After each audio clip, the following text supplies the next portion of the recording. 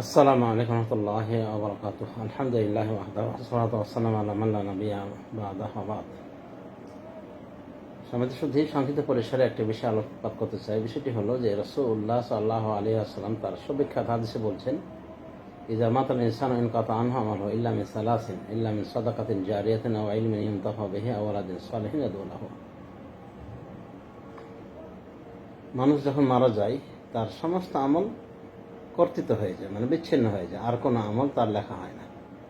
ইল্লা মিন সালাস, এরপরও তিনটি আমল জারি থাকে, মাত্র তিনটি আমল বিচ্ছিন্ন হয় না। সে আমলগুলো কি? ইল্লা মিন সাদাকাতিন জারিয়া, সাদাকা জারিয়া মানে এমন দান যেটা প্রবাহমান থাকে, সহজে ক্ষয়লাই হয় না।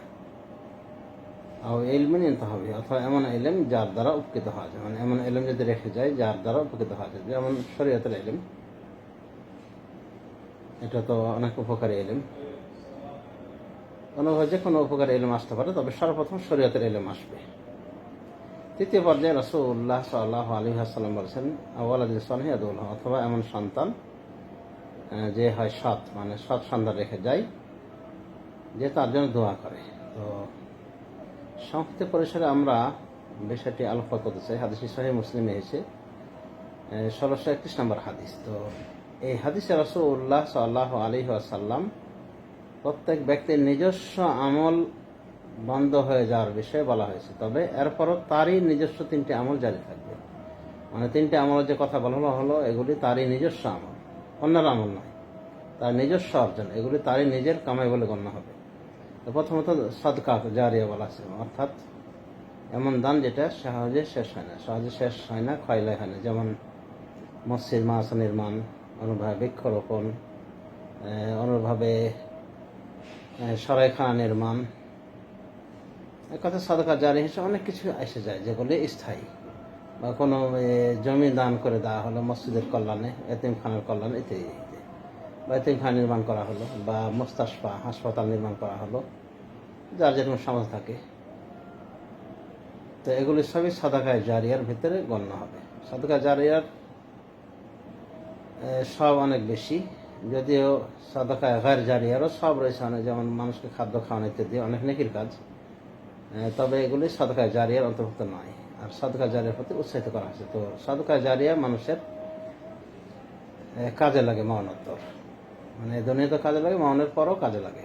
দ্বিতীয় পর্যায়ে বলা হয়েছে উপকারী ইলম, অর্থাৎ শরীয়তের ইলম শিক্ষা দিয়ে মারা গিয়েছে, এই ইলম যতদিন চর্চা হয়ে থাকবে দুনিয়ার বুকে, মৃত ব্যক্তি উপকৃত হতে থাকবে, মরণের পরও উপকৃত হতে থাকবে। হাদিসে বলা হয়েছে যদি কোনো ব্যক্তিকে একটি আয়াত শিক্ষা দিয়ে থাকে, একটি আয়াত, তাহলে তার নেকি চলতে থাকবে যতদিন এই আয়াতটি তেলাওয়াত হতে থাকবে দুনিয়ার বুকে। মানে তার মাধ্যমে শেখানো এই আয়াতটি যতদিন তেলাওয়াত হতে থাকবে, মানে তার সিলসিলায়, তার মাধ্যমে যতদিন এই আয়াতের তেলাওয়াত চলবে, সে নেকি পেয়ে থাকবে। তার মানে পুরো কোরআন যদি কেউ তালিম দিয়ে যায়, তাহলে ওই তালিম থেকে সে উপকৃত হবে। অনুভাবে সে যাদেরকে তালিম দিবে কোরআন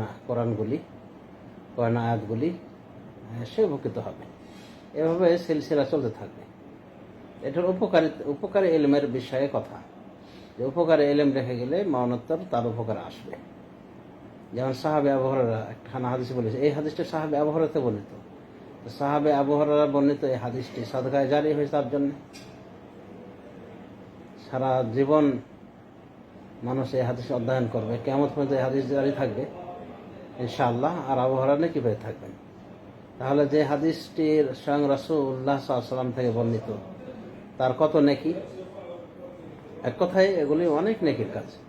পরবর্তী বলা হচ্ছে ওয়ালাদিন সালিহিন ইয়াদউ লাহু, এমন সন্তান যে তার জন্য দোয়া করে, এমন সুসন্তান যে তার জন্য দোয়া করে। এখানে আমরা একটু সময় নেওয়ার চেষ্টা করব। সুসন্তান বলতে কি? নিজের সন্তান শুধু, নাকি সন্তানের সন্তানও সুসন্তান বলে গণ্য? যেমন নিজের ছেলে মেয়ে, এগুলি সুসন্তানের ভিতরে অবশ্যই গণ্য যদি সুসন্তান হয়ে থাকে।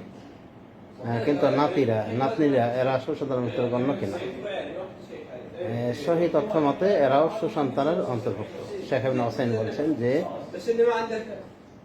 সন্তানের ভিতরে নাতিরাও রয়েছে, অর্থাৎ ছেলের ছেলে মেয়ে সবাই স্বামী, এভাবে যত নিচে যাবে সবগুলি তারই সন্তান বলে গণ্য হবে। তো তাদের ভিতরে যারা সুসন্তান, তাদের নেকি তারা পেতে থাকবে। অনুভবে মেয়ে, অনুভবে মেয়ের সন্তানরা, ছেলে হোক মেয়ে হোক, এভাবে যত নিচে যাবে সবগুলি তারই সন্তান বলে গণ্য হবে, এবং তারা যত সৎ আমল করবে এই সৎ আমলের অংশ ওই ব্যক্তি পেতে থাকবে, যিনি হলেন তাদের গডফাদার বা তাদের মুরব্বী, সবার মুরব্বী। তো এই হিসেবে আমরা বলতে পারি শেখ ইবনে হোসেন ব্যাখ্যা যেমনভাবে শেখ আব্দুল মোহসেন আব্বাদ উনিও বলেছেন আবু দাউদের শরাহতে যে সন্তানের ভিতরে নাতির অগণ্য, নাতিরা অগণ্য। তাহলে আমরা বুঝতে পারলাম যে বিয়ে শাদী করা কতটা ফজিলতপূর্ণ কাজ, যে আপনার বংশ যদি এভাবে বর্ধিত হয়, বৃদ্ধি লাভ করে, তাহলে এই বংশ যতদিন পর্যন্ত থাকবে ততদিন পর্যন্ত এই প্রজন্ম দ্বারা আমি উপকৃত হতে পারবো। সুতরাং বিয়ে শাদী করাটাই আমাদের জন্য কল্যাণকর। বিয়ে শাদী থেকে যারা বঞ্চিত থাকে তারা কিন্তু এই জাতীয় কল্যাণ থেকে বঞ্চিত থাকে, তাদের জন্য দোয়া করার মতো সুসন্তান থাকে না, তার আমল নামায় আর নতুন কোনো আমল অ্যাড হয় না।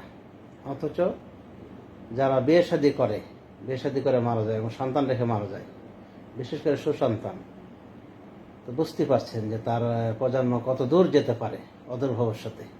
তো এদের সবার নেকির কাজগুলি তার আমল নামে দেওয়া হবে, কারণ এই প্রথম ব্যক্তি হলো তাদের এই পৃথিবীতে আসার কারণ। তো যা হোক সমাজ শুধু আমরা আশা করি সংক্ষিপ্ত পরিসরে বুঝতে পেরেছি এই হাদিসটির গুরুত্ব, যে যদি আমরা সুসন্তান রেখে মারা যাই তাহলে এই সুসন্তান আমাদের কাজে আসবে, এবং এই সুসন্তানের ক্রমধারা কিয়ামত পর্যন্ত থাকতে পারে। আপনার মাধ্যমে আপনার ওরসজাত যত সন্তান, আপনার ওরসের মাধ্যমে যতগুলি হয়েছে সবগুলির সৎ আমল আপনার আমল নামে দেওয়া হবে। সুবহানাল্লাহ ওয়া বিহামদিহি সুবহানাল আযীম। তাহলে হাদিসটি অনেক গুরুত্বপূর্ণ, আমরা বুঝতে পারলাম। আল্লাহ রাব্বুল আলামিন আমাদেরকে সবাইকে হাদিস দ্বারা অনুপ্রাণিত হয়ে এই হাদিস অনুযায়ী আমলে তৌফিক দান করুন। আমিন। ওয়া সাল্লাল্লাহু আলা নবিয়িনা মুহাম্মদ ওয়া আলা আলিহি ওয়া সাহবিহি আজমাইন। আসসালামু আলাইকুম ওয়া রাহমাতুল্লাহি ওয়া বারাকাতুহু।